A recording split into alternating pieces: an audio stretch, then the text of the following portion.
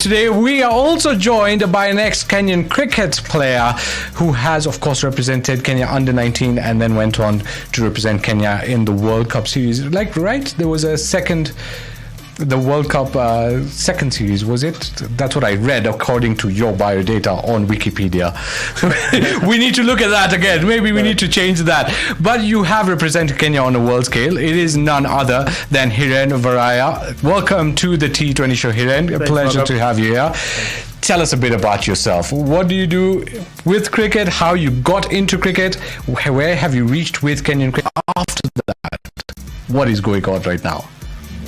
Hi Bhargav, hi guys. A bit about myself is we born in Mumbai, came down to Kenya because my father came here for job opportunities, and then I've been schooling in Arya Boys. We were with Mitesh in Arya as well, and we picked up cricket from school, and of course being an Indian you have a bit of cricketing in your blood, so I guess it took me to cricket, and then we started training at a club called Simba Union. That's where my cricket career actually started, and I did represent Kenya in the Under-19 World Cup, which was held in New Zealand in 2002. In between, later on, I did stop cricket because of my father passed away, so family responsibilities and all that. Then later on, 2006 is when my brother said you wanted to play a bit of cricket. So he gave me a year off. So me and Rakeb Patel went to India for training for about 3-4 months. Trained really hard in Mumbai. Got back and I got picked up for Kenya A to a trip to Denmark. And I did really well. And when we got back, that's the time they were looking for spinners. And they got a new coach called Roger Harper. And I was called for the national team training. And within 3 weeks, there was a trip to Canada. And luckily, I got picked up in the main national team squad. That's where my debut started, and international cricket career. So my first ball in international ODI, I got a wicket, which is I think so I was the 7th cricketer to do that. And since that, it's been lucky in about 9.5 years. I've been with the national team, and 2007 is when I played the first World Cup in West Indies, the 50 over. Right. And then the same year, I think so September, we had the first T20 World Cup in South Africa, which I was picked for that as well. Then been playing, but unfortunate I was dropped for the 2011 World Cup in India, which was I think so the lowest point in my cricketing career. But I still went on to play till 2014. Then I did give up cricket, but I was being called up to play again for qualifiers and all that. And the last game I think so I played is in 2018 for Kenya for now. All right. So how old were you when you did that first ball, getting the first wicket? You're giving away your age, just FYI. That's fine. I think so. I was around 22 when I made it into the national team. Wow. Yeah. Wow, that is brilliant. So what made you actually quit playing cricket, especially for Kenya? It's like, sporting life career is very short. You do have to make it good. And unfortunately, even in Kenya, after playing the sport, there's no continuation, meaning you can't go into coaching, you can't go into umpiring or commentary, while other countries have a future where if you retire, yes, you can still continue. So we had to take a deep, hard look into it because financially you need to be stable as well. True. And it got to a point when I got 30, I said, listen, where am I going from here? And I can't continue like this. So it was a very tough decision. But there is a point you have to make tough calls in life. Exactly. Yeah. This is the song probably all the teams are telling BCCI, इसमें तेरा घाटा अब उनका कुछ नहीं जाता. Well, it is 340 million का घाटा. dollars, $340 million. It is 15 minutes past the hour of 2, and we're still in conversation with Hiren Varaiya, an ex-Kenyan cricketer who has represented Kenya in under-19 and of course the normal ODI side. You're a spin all-rounder, if I believe, right? Yeah, left arm orthodox spinner. And a right arm batsman. Correct. That is true. Well, you mentioned about how you got into playing cricket for Kenya and also quitting cricket, playing cricket for Kenya. But I believe, Mitesh, you have a question for him. Yes, Hiren, I know you've represented Kenya in many various international championships, and I'm proud to say that I was in one of your local teams as a team member. But what was your experience in the Kenyan cricket side? It's been to be excited. It was very exciting, plus something you like to do. It's very few people who get to live the dream. So yes, for me it was a dream come true to play for the national team, to travel the world and representing your country, and at the same time, to be honest, you're being paid to keep yourself fit. So I think that's one of the best things. So, yeah, I think so. It's been a good long journey, but there have been tough times. We started really well when I got into the team. I think so. We were doing very well with Steve Tikolo and Thomas Odoyos, and likes of Sujis were still there, and we learned a lot from them. They were for me, it was like a role model, and it's always a dream to play with them in the same. You're sharing the same changing room with them. So it's been a exciting journey, but towards the end of the career, we didn't do well. The crop of Kenyan cricket was the Tikolos and the Dumbes left, but unfortunately, we didn't have other people filling the space, what they left for in the Kenyan cricket, and we started losing games. We lost our ODI status. We started going into Division 1. I think so. We are now in Division 2, which is like really low for Kenyan cricket. Yeah. So Canada is above Kenya? Yes, I think so. They are above us. Well, I know, Bhargav. So Hiren, I do have a follow-up question based on what you've just told me. Obviously, Kenyan cricket has now taken a slump. We don't see cricket, we don't hear about cricket where Kenya is concerned, and we haven't done so in a couple of years. So according to you, what is the solution? What can we do to ensure that the passion, the commitment comes back into Kenyan cricket? It's a very tough question, to be honest. So many things are related to bringing Kenyan cricket back, but from what I would be able to give an input from a player's side, as I don't know what's happening in the administrative side. I think so. You guys had other interviews with the people who are into administration, and they might have given their side. Just from my side as a player, to be honest, one thing you need to understand as a management is that the players are key to bringing Kenyan cricket back. Correct. And in the short term, they have to perform for us to get back into Division 1 and ODI, where now the money from ICC starts coming in, and the amounts are a bit bigger than what we are getting currently. So the short-term solution for me is you have to make sure that you get a good pool of players who hopefully can perform for us. But it's very tricky as well, because to be honest, the players we had at the end of when I stopped playing cricket, is everyone was skillful. They had the talent. It's not there. But the local leagues we play in, we never get under pressure. Like, if you see, when we play Swami Bapa or Kanbis, I play for Stray Lions. So only 2 or 3 weekends, we know that the games are going to be really tough. Apart from that, you don't really go under pressure where you have to perform every Sunday. And that reflects when you get into the national team. We have the talent, we have the skills, but under pressure, we used to crack. And we never used to cross the line. We used to get till the point, but we never used to win matches, or we never qualified for the World Cups. So it just got too comfortable. Yeah, so it's very difficult. So unless and until you don't strengthen the local league, we are still going to have the same problem. Whoever you bring as a coach, you might even bring the Tendulkar or the Gavaskars, or even Steve Tikolo for that matter. But the problem is under pressure. If you cannot handle the pressure, you will crack, and we might not still make it into the World Cups or qualify for the World Cups. So all in all, what I believe you're saying is there needs to also be focus in the club cricket level for it to improve in the national side, right?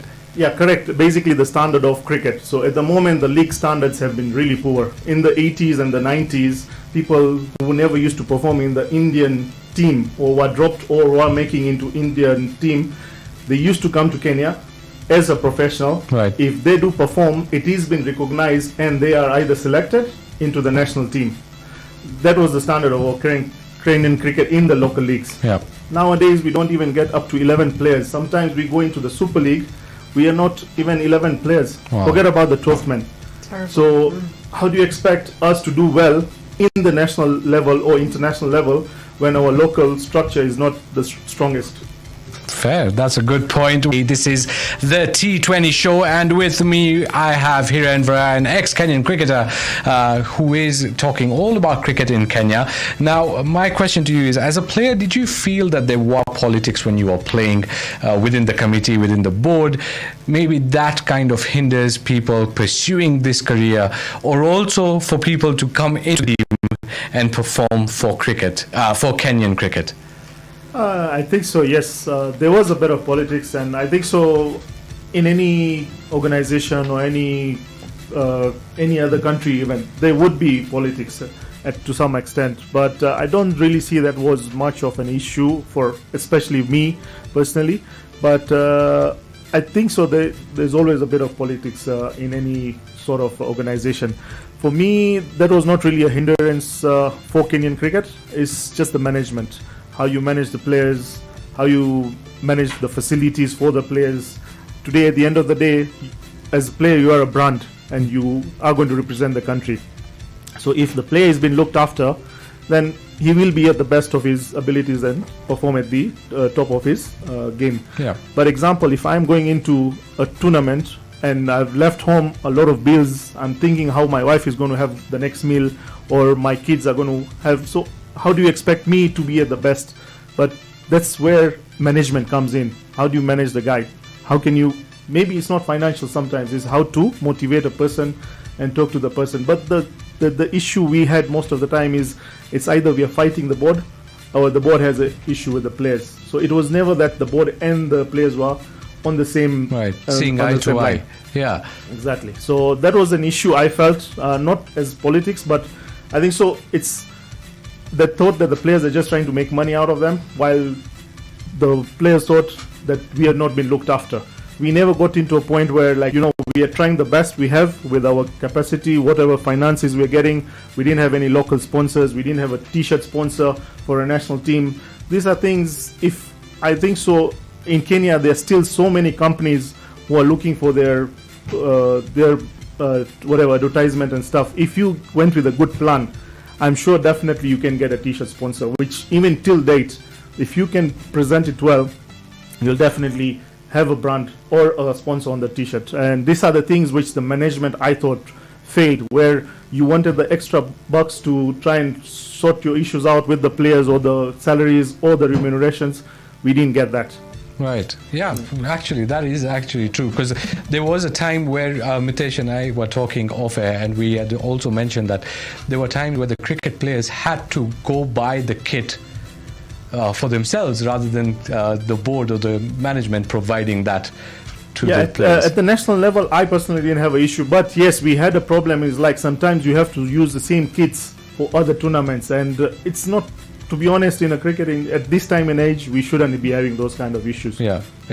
So that's one of the things where the new committee that comes in after the election will need to look at, especially on the management, managing the players, keeping sure that they are fine, regardless of what's happening in the background. We don't need to push that onto the players because they are out there performing for the country on a global scale.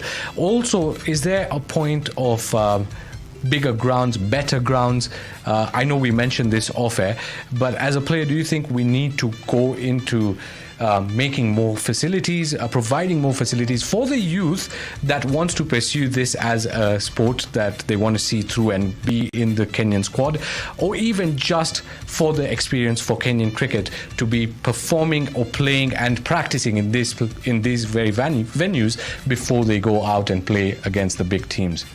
Yes, definitely. But before that, I would like to say these days sports is no more just a sport. It's become a business for anywhere in the world. So if you want your business to grow, you need to invest. Right. So the thing is, the issue for us is, to be honest, all the grounds we have been training. I used to train at Ruaraka, Aga Khan, Gymkhana. These are all private clubs. Yeah. We as Cricket Kenya did not have our own facility. There was a time we were locked out of Gymkhana because the dues were not paid for Kenya team to train before a World Cup qualifier tournament. Right. So these are the issues we have to look into.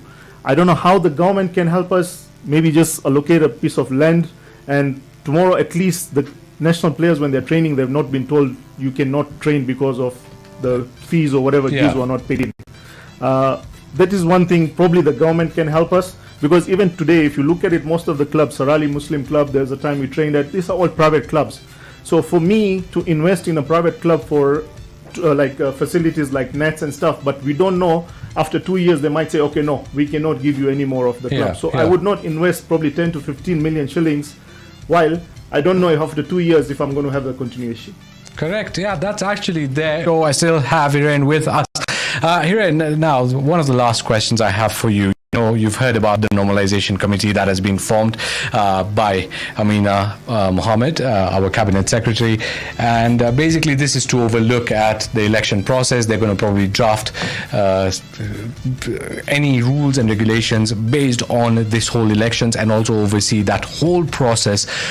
So the one thing that I've asked almost all the guests that have come in has been that there is no one in this committee who has any sort of cricketing background, right? I know we have like lawyers, top of the level lawyers, but still we don't have anyone with the cricketing background. Is that okay? Was that the right decision to go for or not? According to you as a player, what would you say? The answer to that question would be a yes and a no.